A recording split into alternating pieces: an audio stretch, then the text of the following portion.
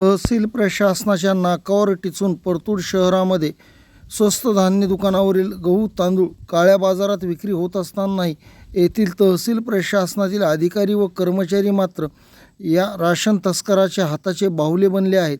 आपण पाहू शकताय की कशा प्रकारे स्वस्त धान्य दुकानावरील गहू तांदूळ कशा प्रकारे परतूर शहरातील पारदीवाडा प्रभागामध्ये साठवणूक करून जे आहे तर हा गहू तांदूळ गुजरात व इत्यादी ठिकाणी नेऊन जे आहे तर काळ्या बाजारात बोबाटपणे विक्री केला जात असतानाही तहसील प्रशासन मात्र सर्व माहीत असतानाही मूग गिळून गप्प का असाही सवाल आता जनतेतून विचारला जात आहे.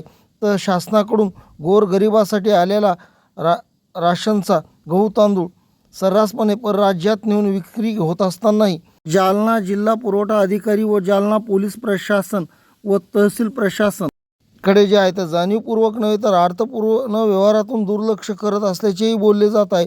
तर परतूर तहसील प्रशासनाला सर्व माहीत असतानाही तर परतूर तहसील प्रशासनाचे सर्व कारभार जे आहे तर अलबेल चालले असल्याचे दिसून येत आहे. जालना जिल्ह्यामध्ये अशा प्रकारे जे आहे तर गहू तांदूळ जे आहे तर काळ्या बाजारात विक्री करण्याचा व साठवणूक करण्याचा जो हा कारभार जो आहे तर येथीलच एक प्रतिष्ठित व्यक्ती करत असल्याचेही समजते.